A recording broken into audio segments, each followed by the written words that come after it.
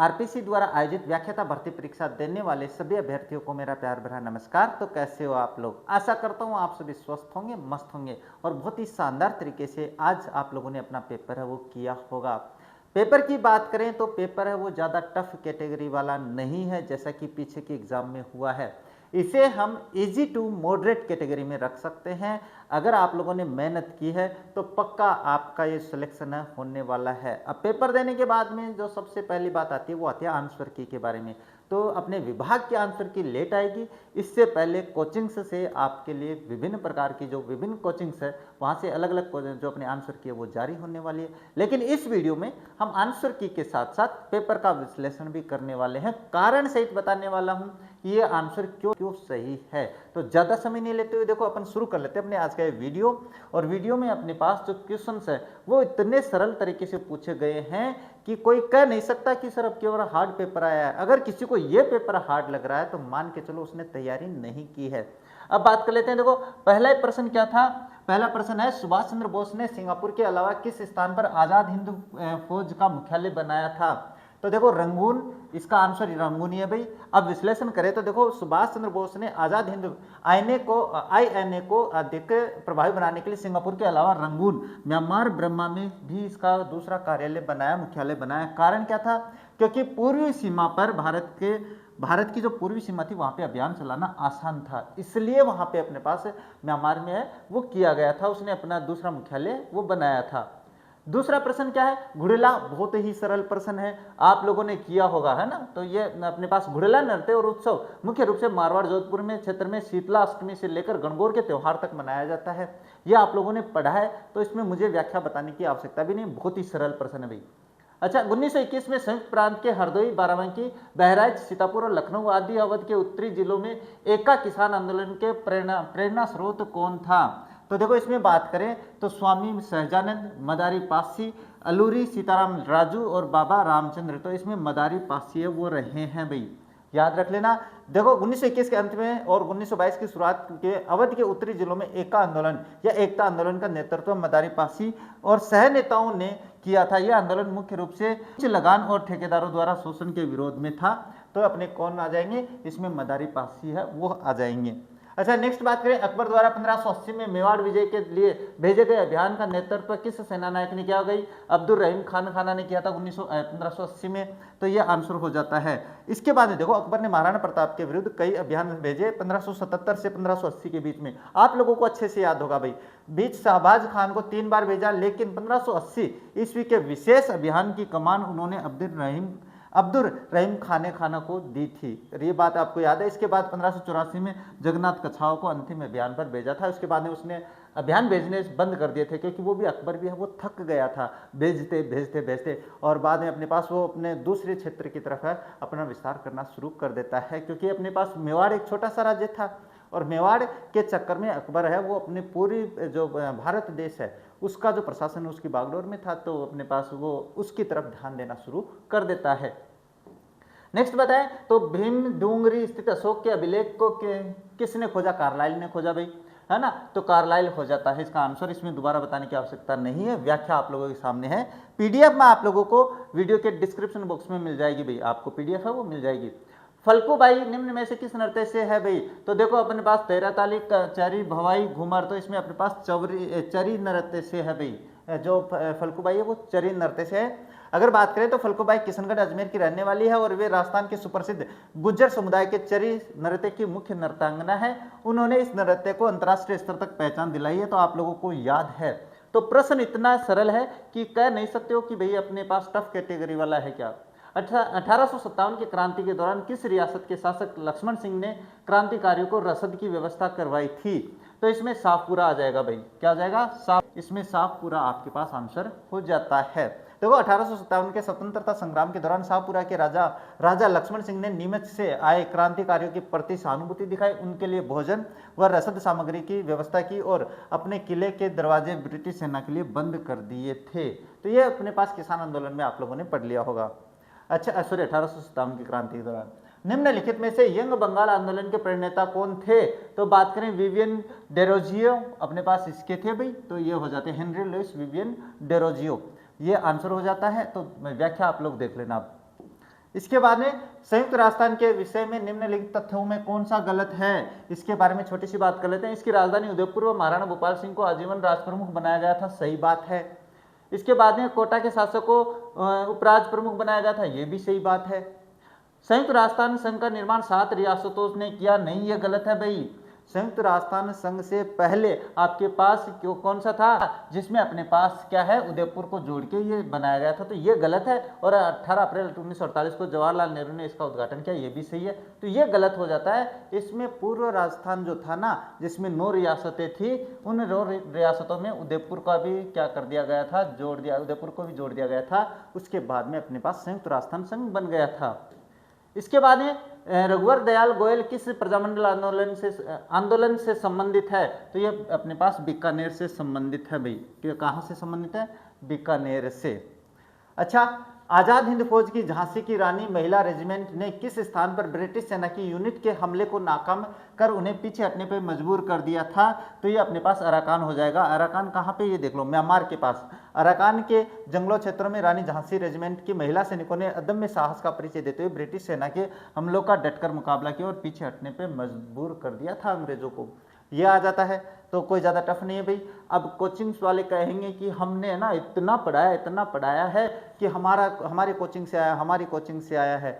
जब paper tough था ना, तो किसी भी कोचिंग वाले ने नहीं कहा कि हमारे पेपर से आ गया, हमारे पेपर से। ये वो प्रश्न है जो नॉर्मली हर कैंडिडेट पढ़ता है। देखो, जालोर के विरुद्ध अंतिम अभियान में अलाउद्दीन खिलजी ने सेना का नेतृत्व किसने किया था भाई, ये लो आपके पास कमालुद्दीन गुर्ग ने किया था। तो अब ये भी आपको कहेंगे कि हाँ भाई हमारी कोचिंग से आया प्रश्न, तो ये कोई प्रश्न है क्या। अच्छा, कमालुद्दीन गर्ग हो गया भाई, गुर्ग भी। नेक्स्ट है, निम्नलिखित सूचियों में से 1857 ईस्वी के स्वतंत्रता संग्राम के नेता और उनसे संबंधित कार्य क्षेत्र को सम्मिलित कीजिए। तो ये अपने पास देख लो, एक के सामने अपने पास 3 आ जाएगा, तो इसके सामने क्या हो जाएगा, बिजनौर। तो ये तो अपने पास हो जाएगा, शामिल हो जाएगा बिजनौर। क्या हो जाएगा भाई, बिजनौर हो जाएगा, बिजनौर।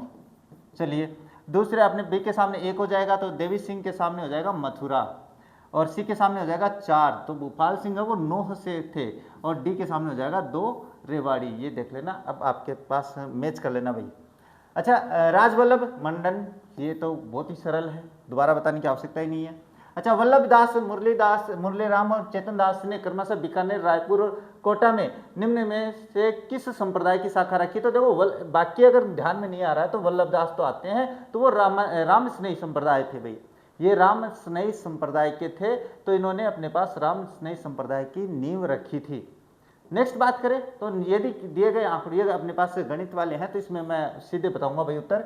ये अपने पास जो 16 नंबर का है ना, यदि दिए गए आंकड़ों में बहुलक का तथा माध्यिका का अंतर 48 हो, तो उन्हीं आंकड़ों के में बहुलक और माध्य का अंतर कितना होगा, तो वो 72 आंसर आ जाएगा। नेक्स्ट है, यदि बहुपद इतना ये है भाई क्वेश्चन हो, तो इसका पूरा मान क्या होगा, तो आपके पास a बराबर c आ जाएगा इसका आंसर। नेक्स्ट है, रेखीय समीकरणों का युग्म 2x + 3y बराबर 7 सर्व समीका दी हुई है भाई। इस सर्व समीका क्या देखेंगे तो आंसर आ जाएगा a बराबर 5 और b बराबर 1। अच्छा, इसमें 19 नंबर में है ना, ये अपने पास जो ऑप्शन है वो 2 आ जाएगा, 2 हो जाएगा भाई, तो ये देख लेना। अच्छा, नेक्स्ट बात करें तो नेक्स्ट है, n प्रेक्षणों का माध्य अक्ष है, x बार है। यदि प्रथम श्रेणी में फर्स्ट की कमी, द्वितीय में 2 की कमी, ये देख लेना भाई, इसका आंसर आ जाएगा x बार माइनस ब्रैकेट n+1 2 आ जाएगा इसका आंसर। और 21 में एक ठोस लंबवृत्तीय बेलन को पिघलाकर समान आकार में 12 ठोस गोले बनाए जाते हैं, तो इसका आंसर 4 सेमी आ जाएगा। इसके बाद में एक घनाकार आइसक्रीम बॉक्स की भुजा, ये देख लेना भाई कौन सा है, तो 363 इसका आंसर रहेगा। इसके बाद में श्रेणी का अगला पद क्या होगा, तो 53 हो जाएगा, जोड़ के देख लेना। 50 सेंटीमीटर लंबाई वाले एक रोलर का व्यास 21 सेंटीमीटर है। यदि एक मैदान को समतल करने में 300 पूर्ण चक्कर लगाता है तथा समतल करने की दर 30 रुपये प्रति वर्ग के होने पर समतल के होने पर लागत क्या होगी भाई, तो पूरा समतल होने पे अपने पास इसकी लागत आ जाएगी 2970 रुपये।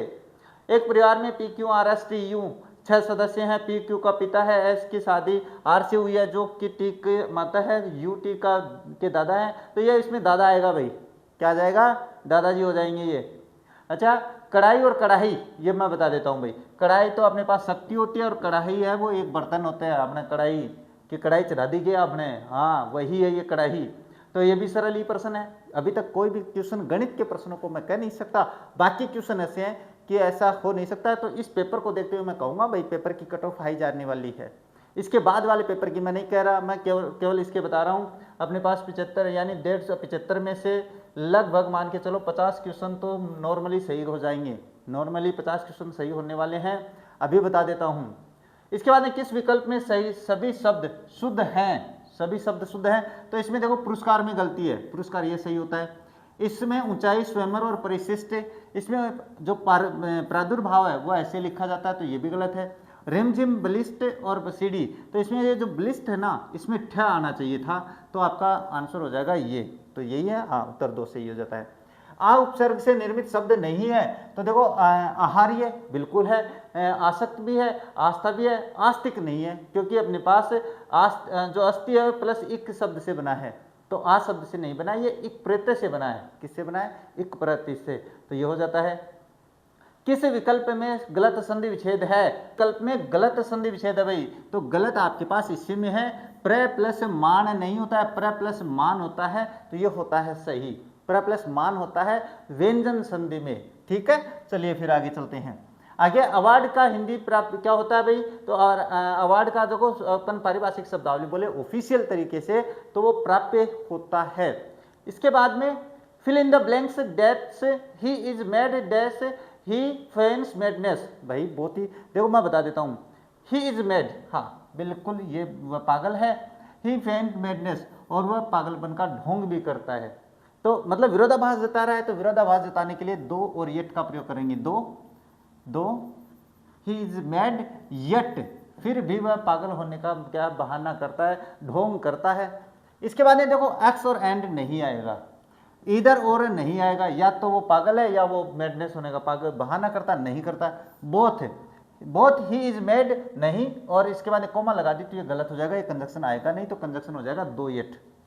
इसके बाद आते हैं यहाँ पे, he said when I was a boy I could stay up as long as I like. अब ये जो प्रश्न है ना, ये प्रश्न देखो डिलीट भी हो सकता है, मैं बता देता हूँ क्यों डिलीट हो सकता है, इसका कारण बताऊंगा।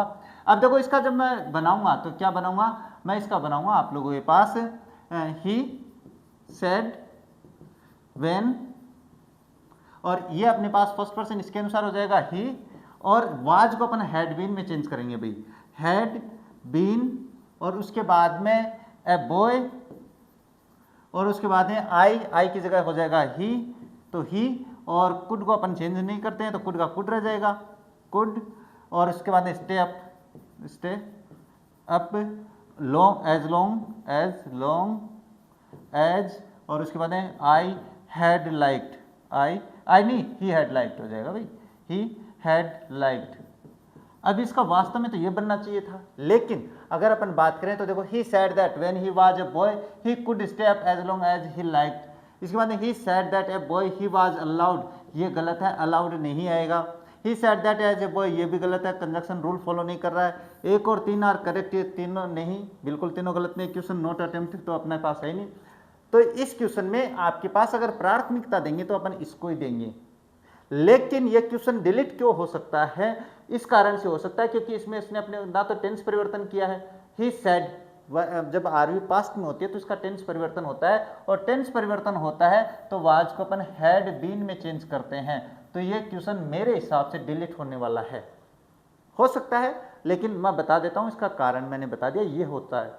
अच्छा, इसके बाद में बात करते हैं, Which of the following is the correct passive form of her behavior disappointed me? तो ये भी मैं बता देता हूँ, देखो ये अपने पास क्या है, her behavior disappointed me passive बनाना है, तो I was, और वर्ब की थर्ड फॉर्म हो जाएगी disappointed at her behavior, तो at her behavior कहाँ पे है भाई, ये रहा, I was disappointed at her behavior, ये आपका ऑप्शन 4 सही हो जाता है।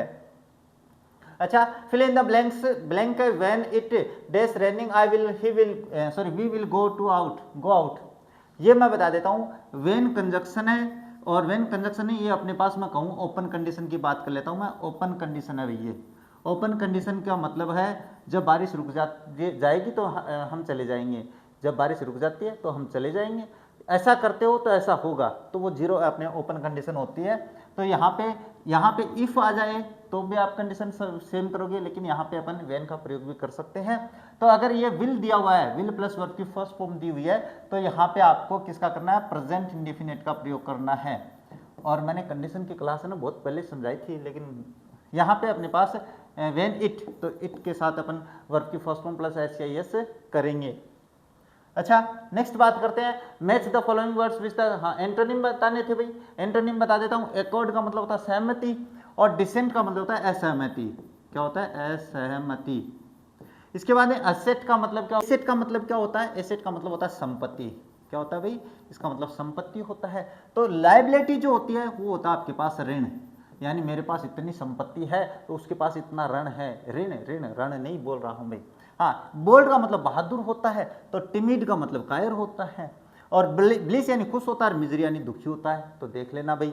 अच्छा, इसके बाद में बात करें, प्रधानमंत्री इंटर्नशिप योजना के पायलट चरण के तहत इसके दिशा निर्देशों में मार्च 2026 में संशोधन किया गया है। इस संबंध में निम्नलिखित में से कौन सा कथन सही है? तो ये अपने पास करंट जीके है, इसमें आपके पास हो जाएगा केवल ए और बी सही है भाई। इंटर्नशिप की अवधि 1 वर्ष से घटाकर 6 महीने अथवा 9 महीने कर दी गई है। इसके अलावा बी ऑप्शन की बात करें तो आयु पात्रता 21 से 24 से परिवर्तित कर 18 से 25 वर्ष कर दी गई है। ये अपने पास संशोधन आयु और अवधि के मानदंडों में बदलाव किए गए हैं, ये देख लेना आप लोग। इसके बाद में बता देते हैं, पीएम ई ड्राइव योजना के तहत वित्तीय वर्ष 2026-27 में राजस्थान में ईवी चार्जिंग इंफ्रास्ट्रक्चर विस्तार के संदर्भ में निम्नलिखित कथनों पर विचार कीजिए। तो मैं बता देता हूं, ये दोनों ही कथन सत्य हैं। क्या है भाई, ये दोनों कथन सत्य हैं। इस योजना के तहत प्रदेश के 282 स्थानों पर 691 ईवी पब्लिक चार्जिंग स्टेशन स्थापित करने का प्रावधान है, और योजना के अनुसार जयपुर में 122 और अजमेर में 39 चार्जिंग स्टेशन स्थापित करने का प्रावधान है। अच्छा, ये अपने पास देख लेना व्याख्या। नेक्स्ट, राजस्थान के किस संस्थान ने मार्च 2026 में जारी QS world university ranking by subject के 16वें संस्करण में शीर्ष 50 संस्थानों में अपना स्थान बनाया है? तो इसमें अपने पास बिट्स पिलानी आ जाएगा आंसर। क्या आ जाएगा, बिट्स पिलानी। तो ज़्यादा टफ नहीं है, ये भी करंट अगर आप लोगों ने पढ़ा है तो। राजस्थान हेगस्टे पेइंग गेस्ट हाउस योजना 2026 के संदर्भ में निम्नलिखित कथनों पर विचार कीजिए। तो दोनों सत्य हैं भैया आपके। निर्धारित प्राधिकारी द्वारा मकान को सिल्वर या गोल्ड श्रेणी में वर्गीकृत किया जाएगा। मकान मालिक पट्टेदार कम से कम 1 कमरा और अधिकतम 7 कमरे मेहमानों को किराए पर देगा। तो ये देख लेना भाई। इसके बाद में राजस्थान में मुख्यमंत्री युवा स्वरोजगार MYSY के संबंध में कौन सा कथन सही नहीं है? तो बता देते हैं, इस योजना में न्यूनतम शैक्षणिक योग्यता 8वीं नहीं भाई, 8वीं नहीं है, इसमें आपके पास 10वीं और 12वीं है। क्या है भाई, 10वीं 12वीं, तो यही गलत हो जाता है, बाकी ये सही है, देख लेना आप। अच्छा, मार्च 2026 में राष्ट्रीय महिला आयोग ने ट्रू कॉलर के साथ एक राष्ट्रव्यापी डिजिटल सुरक्षा पहल शुरू की है, जिसमें एक परस्पर संवादात्मक इंटरेक्टिव टूल किट शामिल है। इस टूल किट का क्या नाम है? तो साइबर सेफ विमेन नहीं है, ट्रू साइबर सखी, यही है भाई, ट्रू साइबर सखी। अच्छा, नेक्स्ट बात करें, मार्च 2026 में यूनाइटेड किंगडम में हाउस ऑफ कॉमन्स में कला संस्कृति के क्षेत्र में महिला सशक्तिकरण पुरस्कार से किसे सम्मानित किया गया था? तो इसमें अपने पास ऋतुपर्णा सेनगुप्ता, तो ऋतुपर्णा सेनगुप्ता ये रही। ऑप्शन अपने पास 2। G20 और G7 ब्रिक्स और आसियान सम्मेलनों वर्ष 2026 के आयोजक देशों का सही मिलान कूट कीजिए। तो इसमें आप देख लेना भाई, ए के सामने 1, बी के सामने 4, सी के सामने 2 और डी के सामने 3 हो जाएगा। ये देख लेना भाई, मिला लेना। चलिए मैं बता देता हूँ, ए के सामने 1 है तो यहाँ पे हो जाएगा।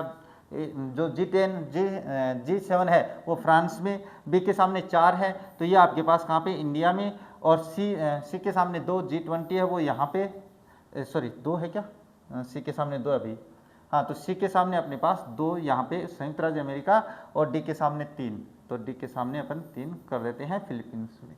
अब देख लेना। इसके बाद में राजस्थान, ये रुको, ये प्रश्न, अच्छा वो पीछे वाले का भाई, राजस्थान AI और ML नीति 2026 का शुभारंभ किया गया था। तो 24 मार्च 2026 को किया गया था। 2 मार्च कहाँ पे अभी नीचे है ना, ये रहा, 24 मार्च 2026 को। नेक्स्ट बात करें तो मार्च 2026 में पैरालंपिक चैंपियन कृष्णा नागर ने 7वीं senior national para badminton championship 2026 में SH6 श्रेणी में 2 स्वर्ण पदक जीते। सही कथन चुने। तो इसमें मैं बता दूं तो सारे कथन है वो सही हैं भाई, ये सारे कथन सही हैं, याद रख लेना। नेक्स्ट बात करें तो निम्नलिखित में से कौन सा संयोजी उत्तक नहीं है? तो इसमें अपने पास कार्डियक जो पेशी है ना, हृदय वाली, वो अपने पास नहीं है, ये नहीं है भाई, कार्डियक जो पेशी है वो संयोजी उत्तक नहीं है। अच्छा, नेक्स्ट बात, ये ऊपर वाला आ गया भाई, 2 विलगित पिंडों के लिए निम्नलिखित कथनों पर विचार कीजिए। तो कथन ए सत्य है लेकिन कथन बी असत्य है भाई, याद रख लेना। इसमें उनके मध्य लगने वाले अन्योन्य बलों का योग हमेशा शून्य होता है। तो ये अपने पास थोड़े से हाई लेवल वाले हैं भाई, मेरे फिजिक्स में आंसर बता देता हूँ, ये इसका आंसर है भाई। अच्छा, इसमें ये जो क्वेश्चन है, चार तार ए बी सी डी एक ही पदार्थ और अलग अलग लंबाई त्रिज्या से बने हैं, तो इसका आंसर हो जाएगा एल और 2R, इसका आंसर हो जाएगा। इसके बाद है लेड नाइट्रेट को उच्च ताप पर गर्म करने पर दिखाई देने वाले भूरे धुएं का कारण क्या होता है। तो इसमें नाइट्रोजन डाइऑक्साइड होता है भाई, क्या होता है, नाइट्रोजन डाइऑक्साइड होता है। इसके बाद में क्या है, आयुर्वेद के अनुसार त्रिदोष के संबंध में निम्नलिखित में से कौन सा कथन सत्य नहीं है। तो गर्म मौसम में व्यायाम करने के से पित्त कम होता है, ये गलत है। ये क्या है, सत्य नहीं है, तो ये सत्य नहीं है भाई ना, ध्यान में रख लेना। इसके बाद में बात करें तो क्या है, निम्नलिखित में से कौन सी श्रेणी की शिकायतों पर राष्ट्रीय महिला आयोग द्वारा विचार नहीं किया जाता है। इसमें आपके पास अनुबंध मूलक अधिकार है, उस पर अपने पास कोई शिकायत पर राष्ट्रीय महिला आयोग है वो विचार नहीं करता है, बाकी तीनों पे करता है भाई। अच्छा, नेक्स्ट क्या है, ये अपने पास उसका आंसर भैया पिछले वाले प्रश्न का। भारत शासन अधिनियम 1935 के अंतर्गत भारत की संघीय कार्यपालिका के क्या थे, प्रधान थे, कौन थे, भारतीय 1935 के अंतर्गत की बात करें तो इसमें भारत के गवर्नर जनरल को शामिल किया गया था, वो प्रधान थे कार्यपालिका के। अच्छा, नेक्स्ट बात करें तो भारत के संविधान के किस अनुच्छेद में राष्ट्रपति पद की शपथ का प्रारूप वर्णित है, अनुच्छेद 60 में, तो ये भी ज्यादा टफ नहीं है। इसके बाद में बताया राजस्थान पंचायती राज अधिनियम 1994 के अनुसार प्रत्येक पंचायत सर्किल हेतु न्यूनतम कितने वार्ड आवश्यक हैं। तो इसमें आपके पास 7 वार्ड आवश्यक हैं। इसके बाद में ये रहा इसका आंसर भाई, हाँ ध्यान से देख लेना। राज्यसभा काउंसिल ऑफ स्टेट्स के संबंध में निम्नांकित कथनों पर विचार कीजिए। तो इन कथनों पर अगर अपन विचार करें तो ये पहली बार 13 अप्रैल 1952 को गठित की गई थी, नहीं यही गलत है, ये 3 अप्रैल 1952 को गठित की गई थी, ये होता है। और इसका ये सही है, प्रथम संविधान संशोधन अधिनियम के लिए राज्यसभा का अनुसमर्थन नहीं लिया गया था क्योंकि उस समय संसद ही काम करती थी एक रूप में, इसलिए। अच्छा, इसके बाद है राजस्थान की निम्नलिखित चोटियों को उनकी वनस्पति अवस्थिति के अनुसार पूर्व से पश्चिम, यानी आपके पास इधर से इधर बतानी है भाई, यानी इस दिशा से इस बतानी है। तो देखो तारागढ़ इसमें आपके ऑप्शन में अजमेर नहीं था, मैं बता देता हूँ, ये यहाँ पे है, बूंदी में है, सायरा उदयपुर में है, झारोला जालोर में है। तो सबसे लास्ट में तो जालोर है, वो अपने राजस्थान में इधर है भाई, यहाँ पे, तो यहाँ पे अपने पास जालोर है, तो इधर पश्चिम की तरफ तो यही है, तो डी आपके पास अंत में रहेगा। सायरा उदयपुर यहाँ पे है, इसके बाद में अजमेर थोड़ा यहाँ पे और बूंदी यहाँ पे, तो बूंदी वाली पहले आएगी, तो बी पहले आ गई, ए आ गई, सी आ गई और डी आ गई, बस ये देख लेना क्रम।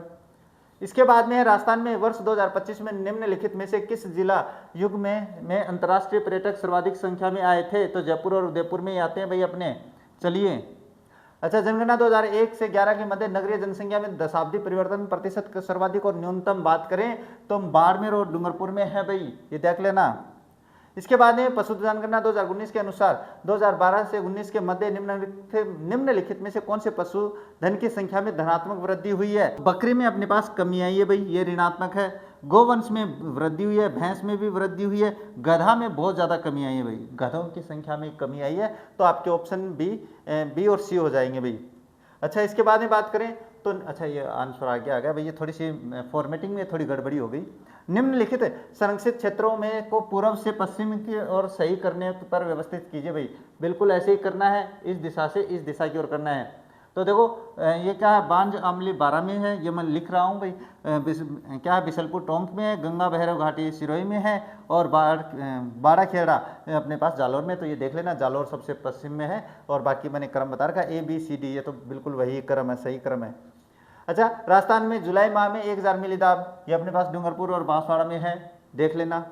निम्नलिखित में से कौन सा जिला समूह अंतर्राज्यीय सीमा वाला नहीं है। तो इसमें अगर अपन बात करें तो डीडवाना, कुचामन, दौसा, बारा और बालोतरा है, वो अंतर्वर्ती जिले हैं भाई। इसके बाद में ये रहा आंसर इसका। निम्नलिखित में से कौन सी माही नदी की सहायक नदी नहीं है। तो मेज इसकी सहायक नदी नहीं है, बाकी चाप, सोम, इरू ये अपने पास इसकी सहायक नदियां हैं। अच्छा, वर्ष 2022-23 में राजस्थान में निम्नलिखित में से कौन सा रेपसीड और सरसों का सर्वाधिक उत्पादक जिला रहा है। अलवर रहा है भाई, 2022-23 की बात कर रहा है तो अलवर रहेगा इसमें, यहाँ पे ये रहा अलवर। इसके बाद में बात करें तो आता है खनिज और खनन क्षेत्र का सही सुमेलन की सुमेल कूट मिलाना है भाई। तो खनिज की बात करें तो फायर क्ले कहाँ पे है, इसमें ABCD तीनों सुमेलित है भाई, ये यहाँ पे, ये यहाँ पे, ये यहाँ पे, तो देख लेना। इसके बाद में बात करें तो शास्त्रीय अनुबंधन में विलुप्ति तब होती है जब क्या अनुबंधित उद्दीपक को अनानुबंधित उद्दीपक के बिना प्रस्तुत किया जाता है। बिल्कुल यही सही है, यही आएगा भाई इसमें। ये अनुबंधन का जो सिद्धांत है ना पावलोव का, वो है भाई, ये रहा। इसमें इसकी व्याख्या देख लेना आप लोग। निम्नलिखित में से कौन सा आयु वर्ग NEP 2020 के फाउंडेशन स्टेज को अंतर्गत आता है? तो 3 से 8 आता है इसमें अपने पास। ये रहा, ये जो है ना आंकड़ा, ये अपने पास ये जो उम्र है वो फाउंडेशन नींव में रखी गई है NEP 2020 में भाई। ये रहा आंसर। अच्छा, मैकडूगल द्वारा बताई गई मूल प्रवृत्तियों को भाई इसमें मैच किया हुआ है। तो पलायन है वो भय के सामने है, सामूहिकता एकाकीपन की भावना, संग्रहण स्वामित्व की है, दैन्य नकारात्मक आत्मभाव और निवृत्ति घृणा होती है। ये उनकी 15 जो मूल प्रवृत्तियां उससे संबंधित है भाई। विद्यालय में लेसेज फेयर हस्तक्षेप मुक्त नेतृत्व के में शिक्षकों को निरंतर प्रतिपुष्टि निम्न नहीं प्रदान की जाती है क्योंकि अत्यधिक कुशल और आत्मनिर्देशित होते हैं। ये इसका आंसर रहेगा। अच्छा, IASC मुख्य रूप से शिक्षक शिक्षा के किस श्रेणी से संबंधित है? तो माध्यमिक शिक्षक शिक्षण की तैयारी से है भैया। अपने पास आंसर एक ही हो जाएगा इसका, माध्यमिक शिक्षा शिक्षक तैयारी, जो मतलब उच्च शिक्षा उससे संबंधित है भाई। अच्छा, ब्रूनर के अनुसार निम्नलिखित में से कौन सी सामाजिक निर्मितिवाद की मूल परिकल्पना नहीं है? तो नहीं है, तो इसमें आपका आंसर हो जाएगा शिक्षार्थी ज्ञान का अनुकरण अपने अधिगम साथी के साथ अंतः क्रिया द्वारा करता है। ये नहीं है उसमें, बाकी तीनों सम्मिलित है भाई।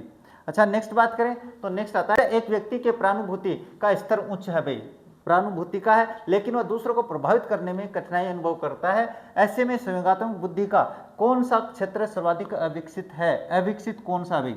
यानी कहने का मतलब खुद का तो विकास कर लेता है लेकिन अपने पास दूसरों को प्रभावित नहीं कर पाता। तो सीधी सी बात है, अविकसित कौन सी नहीं है उसमें अपने पास सामाजिक कौशल नहीं है भाई, क्योंकि सामाजिक कौशल के जो व्यक्ति होते हैं वो क्या करते हैं? दूसरों को प्रभावित कर लेते हैं, जैसे अपने राजनेता होते हैं।